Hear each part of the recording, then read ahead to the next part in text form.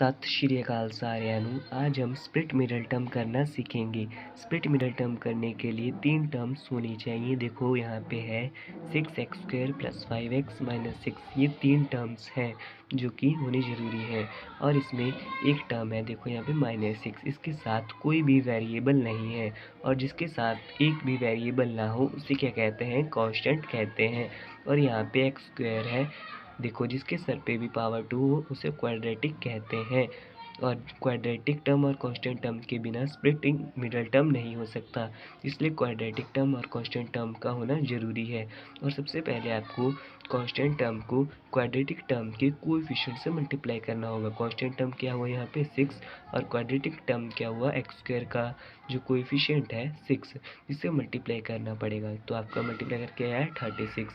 तो आपको 36 के ऐसे वेक्टर ढूंढने हैं जो कि मल्टीप्लाई करने पर 36 आए और माइनस करने पर क्या है, 5x आए। मैंने माइनस क्यों कहा, क्योंकि देखो 6 के आगे क्या है, माइनस है, तो इसीलिए माइनस करने पर 5x आना चाहिए और मल्टीप्लाई करने पर क्या आना चाहिए, 36 आना चाहिए। तो मैंने ये फैक्टर्स निकाले और मुझे पता लगा कि 9 × 4 ऐसे फैक्टर्स हैं 36 के जो कि मल्टीप्लाई करने पर 36 भी आता है और माइनस करने पर क्या आता है, 5x आता है।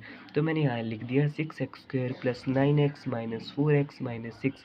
देखो 9x × 4x 36 भी आ रहा है और माइनस करने पर 5x भी आ रहा है।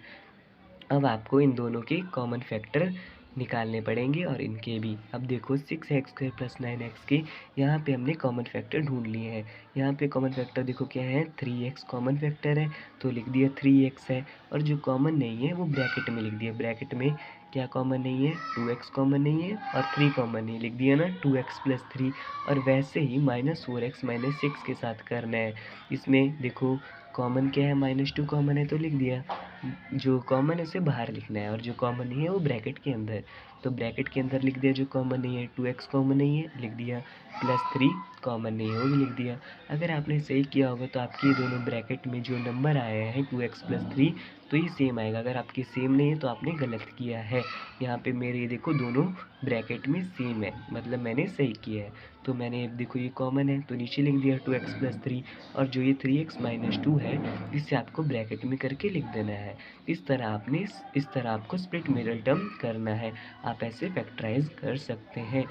अभी देखो अब मुझे टाइम लगा है, आपको समझाने में टाइम लगा है मुझे, लेकिन अगर आप खुद करोगे, समझ जाओगे अच्छी तरह, तो आपको ये सम करने में 1 मिनट भी नहीं लगेगा।